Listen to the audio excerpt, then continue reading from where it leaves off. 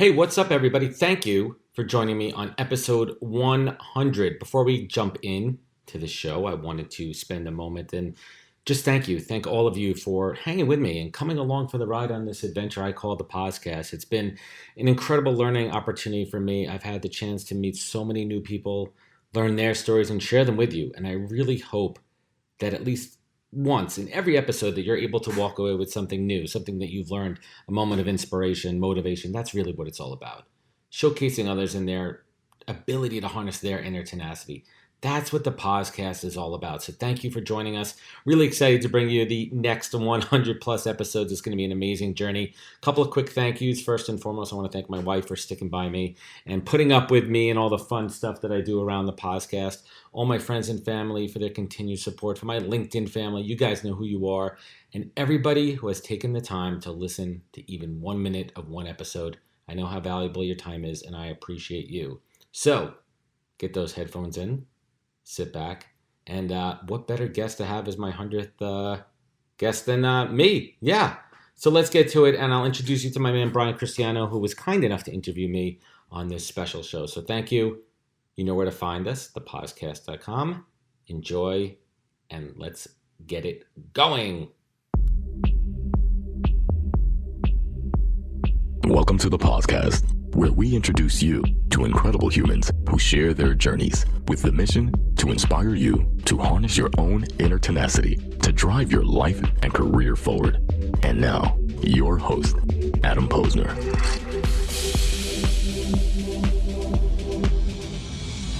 But quick introduction.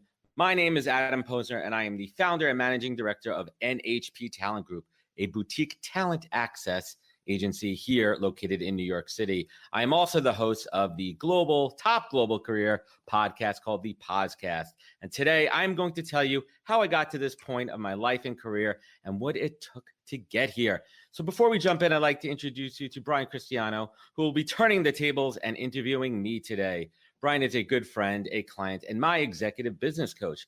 He is someone I deeply admire, respect, and the perfect person to interview me today. So let's do this. Typically, I start off every podcast with it, so let's get going.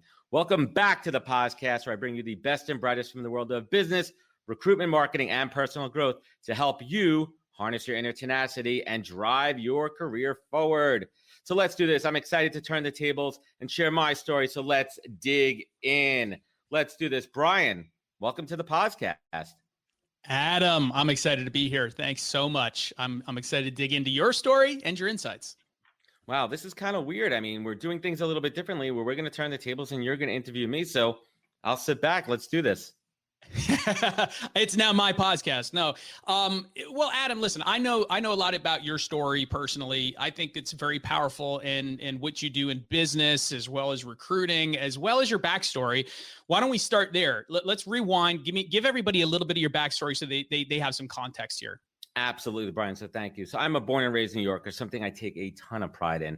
And I knew since college, I actually knew before college, I knew in high school when I was in a business club that business and marketing were in my blood. Is something that I've always wanted to do. So long story long, as I like to say, after college, in college, I studied business and marketing. And after college, I jumped right into the ad industry here in New York. So for 15 years, I spent, in the trenches in, New York City, grinding it out, gritty, dirty. I worked at ad agencies. I worked at Sirius XM, satellite radio, American Express, and a bunch of different shops in between. And then finally, about 6 years ago, I landed what I thought was my dream job, working at VaynerMedia for the great Gary Vaynerchuk. And, I thought it was the top of the mountain, the holy grail. But I learned pretty quickly, Brian, that, the grass was not greener on the other side. And it was interesting because there were so many signs and I wasn't really listening to them. And I was trying to make it all work. But ultimately, it was not the right role for me. It was not the right time. It was not the right place. And ultimately, I didn't do what they hired me to do. And I lost my job and I got fired. And that was a dark moment in my life. What was that? Did it shock you? Did it come out of nowhere?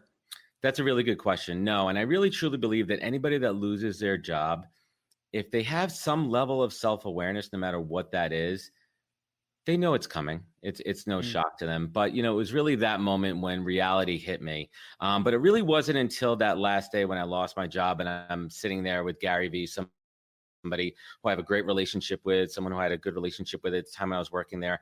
And he said the most important words of advice to me. Brian. He said, stop focusing on the things that you suck at and double down on your strengths. Mm, And I mm, stopped and, I thought about it for a moment and I'm like, is he just trying to get me out the door here? And I said, Gary, what does that mean? He said, well, let's unpack it. Let's talk about all those things that you're good at. And mm, I turned to him. I said, well, I'm good at what we're doing right now, good at communicating. I understand marketing. I knew the New York market. I understand, different types of roles, what people do. And he's like, well, what are you going to do with that, Adam? Well, I said, you know what, Gary, I have a couple of friends, I've been thinking about that. I have a couple of friends that work in recruiting. They do healthcare recruiting, finance recruiting. And before I could even finish my sentence, Brian, Gary turns to me and says, Adam, you would be an awesome recruiter. And I thought about that for a second. I'm like, again, is he trying to blow smoke up my, what, and get me out the door there? But that was a tough moment, man. I didn't know what to do. I was scared. I didn't know what I was going to say to my wife. I didn't know what I was going to say to my friends. And honestly, I didn't know what was next for me. So let's unpack that for a second here. Stop focusing on what you suck at, or stop focusing on your weaknesses. Double down on your strengths. Why? It sounds like that resonated with you in the moment, but why? I mean, you're losing your job. You kind of said, well, I wasn't totally shocked by it, but why did that resonate? And how did that then change your life moving forward? Yeah, that's a tremendous question. I've had 6 years to really think about it and let it really sink in. And I think the biggest piece for me, honestly, was that moment of self-awareness. I like to think that up until that moment, I thought I was self-aware, but it wasn't until that I was face to face with an incredibly difficult situation that I had to take a step back and kind of look outside and say, you know what? Why did I lose my job? What am I not good at? What were some of those reasons and factors that I wasn't performing there internally, externally, inside my own head? And that was a true moment of true self-awareness epiphany where I said, you know what? I don't enjoy what I'm doing anymore. I'm good at certain things. I'm not good at other things. And it's time to make a change. And what that did, Brian, was it led to accountability. Finally being able to say, you know what? I lost this job because of my actions. It wasn't anybody else's fault. It was me. I had control of it. I had control to keep it. I could sit here and make excuses. It was this person's fault. I didn't get this training. I wasn't properly set up for success. But none of that matters. None of that matters because ultimately it's my responsibility for the success and failure of my career. Oh, 100%. I mean, this is your story, but just for a quick second, I think that's been one of the biggest things in my personal life and my career, my journey is many years ago when I was faced with a very difficult, challenging situation, and I was blaming outside sources. Oh, this client's a reason, this employee's a reason, this other, uncontrollable situation, the economy's a reason. When I said, I'm going to make it all my problem, my fault, even if it's not, and I take 100% accountability for it, it changed my entire life and entire career because of it. It sounds like it was the same for you, but before we get into that, why'd you get fired, man? What'd you do? Yeah, man. I literally just, stole from everybody. No, just kidding. I mean, honestly, my job was to perform. My job as a group account director was to manage a piece of business. And ultimately, I did not do that to the best of my ability. Simply said, I did not do what they hired me for. And it was really tough because, that moment, after I got let go, Gary said, listen, it's not because I didn't like you. It's not because other people didn't like you. It's ultimately, it's just not the right fit for right now. And that was tough for me to process. That was really tough for me to process because, again, I went back to making excuses. Why wasn't I set up for success? Why was I stuck with this person, who I was working with that we didn't have good chemistry there? And then I started to say, you know what? I could have fixed all of this. I've had the opportunity. They spoke to me a number of times.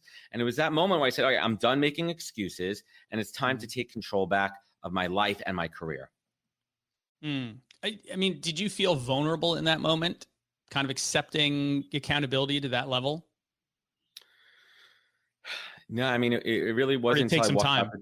Yeah, no, it definitely took some time. It did not happen immediately. It took a number of conversations with, some really close friends that they helped enable me to have the tools and the confidence to look in the mirror and say, all right, Adam, stop faking it. Like, I really do believe that the worst advice someone could give you is fake it till you make it. That gets you in trouble. I mean, I did that for many parts of my career in the early stages, and that did not pan out. Right. And that was really tough. But, what that led, the accountability led to something that I never really expressed or manifested, which is vulnerability, like being able to be open.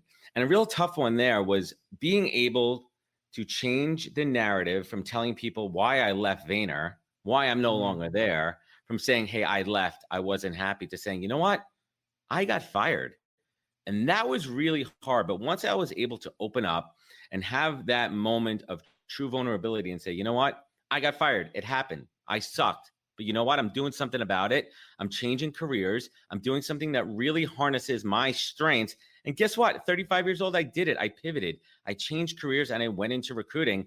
And that was crazy, man. I mean, literally, I started a new career day one, 35 years old as a rookie. Literally, I went from making a nice six-figure salary, comfortable benefits, all this kind of good stuff, expense account, to literally making $40,000 a year draw in a sales role and in a commission-based world, and learning a whole new trade. And that was scary, man. I mean, that was something new to me. That's unbelievable. I mean, it sounds like going through that gave you a lot of self-awareness to really look at your life and look at, your weaknesses, your strengths, what's your passion, how do you use your strengths in a way that, gets you to where you want to go in life and in business. Do you agree with that? I mean, do you feel like you're more self-aware because of that, maybe frictional moment when you got fired? Yeah, I mean, it's 100%. And I call it the epiphany, right? And I think a lot of us have different epiphany moments in life on the personal side and the business side. But I'll tell you, man, Brian, I mean, that unlocked something inside of me. Right? It unlocked this passion. And I keep going back, and everything that I do and I say comes back to this word tenacity, right? And what does that word tenacity mean? That word to me means where I have to go at a place when I need to dig down. When I was at my lowest, that day I walked out the door and I had to harness the strength to call my wife, to tell her. And thankfully, she was very supportive. And that's one of the big reasons I'm at now. But tenacity is what keeps me going. It's my fire. It's the reason that drives everything that I do and gets me to the point of keep pushing forward. I mean, let's talk about right now. We're in the middle of a pandemic. I mean, insane amounts of cutoff, of cutbacks, people getting let go, people getting fired, furloughed, everything. I'm in the recruitment business. I mean, this is tough, man. How do I keep it going? And why am I working with you to quadruple my business and grow it? It's called tenacity and having that drive to keep going. I did not have this 5 years ago. It wasn't until that moment when I had to really dig down deep and reflect and say, okay, enough of this BS. Enough of this lying to myself, enough of these stories I'm making up, enough of this trying to be something that I'm not, instead of focusing on all those amazing things that I am and truly doubling down on it. So it's so powerful, man. And you hit the nail on the head, because right now, as all of us are kind of traveling through this uncertain times, when things are comfortable, when things are okay, it doesn't force you in a position to make big, bold moves. It doesn't force you in a position to take some risk and have additional self-awareness and to own your loss, right? To say, hey, like, I messed this up. I'm going to own it. What am I going to learn from it? How do I grow from that? And that's what this whole, what this whole session is about. This chat is about. Tell me, what does that mean to own your loss? What does that mean to you? Owning your loss is truly taking the accountability, right? So there's two parts of it. There's one saying, you know what? This is on me, right? I'm done making excuses. Now, the next part about owning your loss is the action that you're going to take on it. What am I going to do from this moment? What have I learned? And how am I not going to repeat those mistakes again and action it forward? That's owning it. That's owning it, man. You got to own that loss. You know what? This is mine. I own it. It's my fault. And I'm going to turn that L into a W. That's what we're doing here. And like I said a little bit earlier, I think because we're all traveling through this uncertain time, you kind of have to own your loss or own your challenges, whether it's inside of your control or not. Because once you just take that ownership, like you said, and you look for the opportunity, you look for your strengths, and you move forward, you're going to create opportunity. You're going to go somewhere big, and you're in a better place 6 years later because you got fired. And that's amazing to me, man. That's super powerful. Thank you, man. I appreciate it. But you don't know it when you're in that moment. No, you don't know it in that moment. And what I'm trying to do during this session is really just tell everybody out there that's watching this, listen, we're human, we're fallible. We all make mistakes, but it's how you handle that mistake and how you grow from it that really counts. Now, listen, this sounds like one of those quote posters on the walls, one of those cliches, but I'm here to tell you real life, real example, somebody who actually got fired being at the top of their career, thinking that this was it, and like literally having like a catastrophic, career failure and having to figure out what to do next. And all I'm trying to tell you is to take that accountability. Just take that responsibility, and it's going to open up everything for you. It's huge advice, and I agree with you 100%. So let's talk about recruiting for a second here. Sure. What's one of the biggest mistakes you made, early in your career when you were starting off that would be advice for other recruiters that might be early in their career starting off? Yeah, absolutely. I mean, I was lucky. I mean, I got to learn under a veteran recruiter who really taught me the art and science of recruiting, right? Really trying to understand, candidates, understanding clients and what their needs were. But one of the things that I did early on as a mistake was I didn't listen enough, right? Mm, I was always thinking about what was the next thing I was going to say instead of pausing, listening to the candidate, listening to the client, hearing their concerns, hearing their issues, understanding their why, right? And when we talk about a candidate, understanding their true motivation. Why are they looking to make a move? And we all know that as recruiters, right? That's the leverage right there. That's the piece that we need. So I learned early on by trial and error, man, right? Like I had a candidate in process. I went to close that candidate and I couldn't close that candidate because I mm, didn't know their reason why. And I lost that deal. mm. So I went Yeah. back to my boss, to my supervisor, and I explained it to him. And he said, "Did you listen? Did you ask? Did you ask the right questions?" And I said, "I can't say that I did." And he goes, "Well, this was an $18,000 lesson that you just learned the hard way." And I learned it. I learned to listen. And once I had Mm, that moment, listen, we all need to fail. But once again, I took accountability and I owned that loss. And I said, all right, listen, this is on me.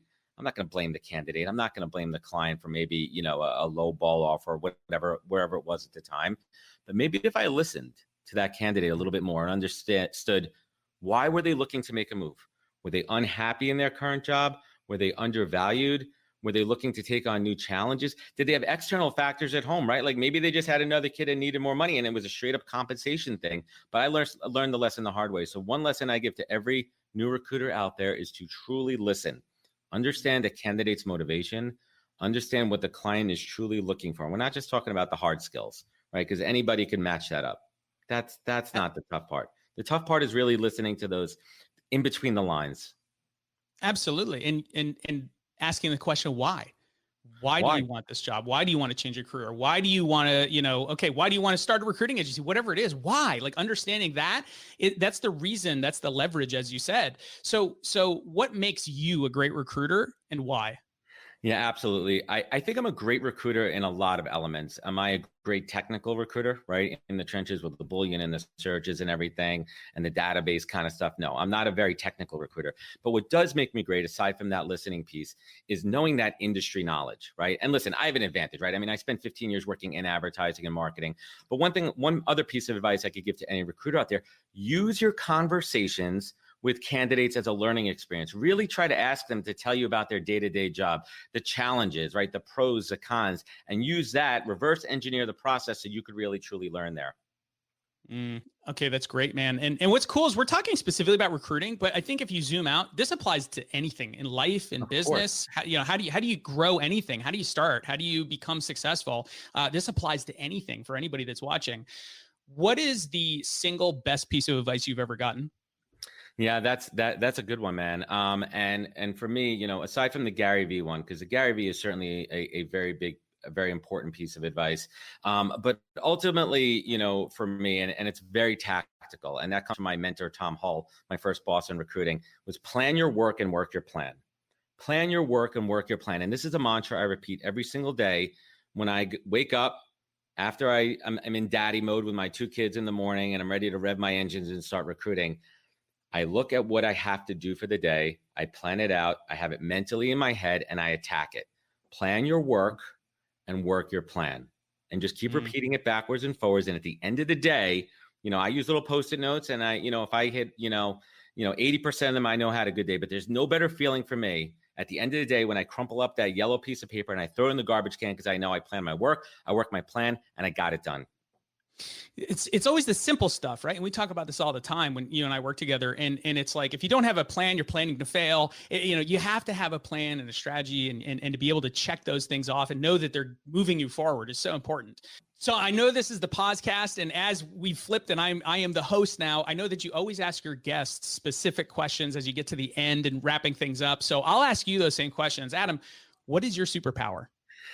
My superpower is connecting, right? I'm a connector, and it's crazy, whether it be in my personal life with friends or whether it be in business. It's almost like if there was kind of some kind of like AR, VR above people's heads at a networking event, and I could like see a little bubble, and I'm like, oh man, like I should introduce Brian to Susan over there because they have these things in common. And it may not even be business. I know Brian's a road bike racer, and I know Susan loves that too. And that'll be a great conversation starter. And it's absolutely insane. I mean, I can't even tell you. I mean, if I look at like 14,000 LinkedIn connections, if I think about everybody that I know in real life, I don't have great short-term memory, Brian, but I can tell you, I mean, those are my college years that affected it, right? But if we talk about like, I have this ability to think of people. I'm always thinking about, oh, I know this person in my network. Wouldn't it be great to connect that person?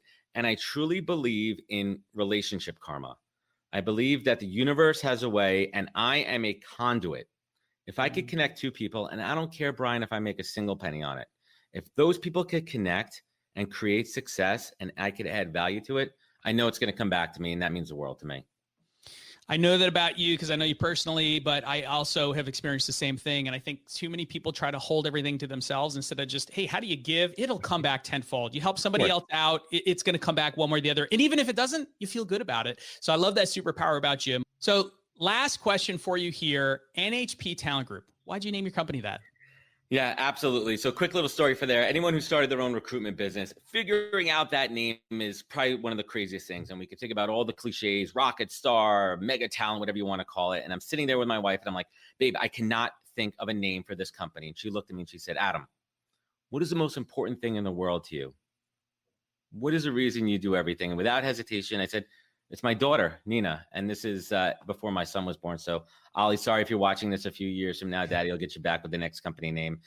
And I said, you know what? Nina is the most important thing in the world. And my daughter's initials are NHP, Nina Harrison Posner. So every time I look at my email signature, every time I look at the hat I wear, every time I look at my sweatshirt, anything with my brand name on it, every time I look at it, and I'm not even kidding you, every time I look at it, I know my why. And why name my company NHP Talent Group? Because my daughter, Nina, and my son, Oliver, are my North Stars. When I'm down at my lowest, when I'm having a really crappy day, when things look bad, I look to them to pull me up. And I know when things are going amazing, Brian, when I'm having the best day and business is coming in and I just closed deals and I want to show gratitude, my son and my daughter and my wife are my North Stars and the reasons I do everything. And that's beautiful. Thank you for sharing that. And I actually didn't know that. I really didn't. And that's incredible. And I think it goes back to what you were talking about earlier about really understanding your why. And I love that that's your North Star, man. That's so powerful because you got to have a reason to get out of bed, make some moves, do some big things, take some risks, and own your loss, which is what we're here talking about. So with that, Adam, as the host of the podcast, I thank you for being on. No, in all seriousness, man, this has been fantastic. And I hope it was valuable for you and for everybody that's watching and listening. Absolutely, Brian. Thank you so much for having me. And RecFest, everyone out there, again, I implore you, first of all, thank you for spending, 25 minutes with Brian and I. Thank you for letting me onto your computer screen. And I hope my story motivated you. I hope it inspired you. And I hope that you could start, or if you have, we all have losses. Remember, own your loss, and it's going to open up the world to you. Thank you so much. If you want to find out more, you could find me at nhptalentgroup.com. And if you want to follow the podcast, it's thepodcast.com. RecFest, thank you so much for organizing. Thank you so much for having me. Brian, thank you for being an amazing takeover host today. And everyone out there, take care. Look out for each other. Stay 6 feet apart. Wash your hands. And catch us next time on the podcast. Thanks, RecFest. Be good, everybody. Wisdom is forever. But for us, it's time to go. Thank you for joining us. Luckily, we'll be back with our next episode soon, jam-packed with more incredible humans. Thank you for listening, subscribing, and sharing. To join the conversation, search the podcast on LinkedIn. And to catch up on past episodes and more info, please visit www.thepodcast.com.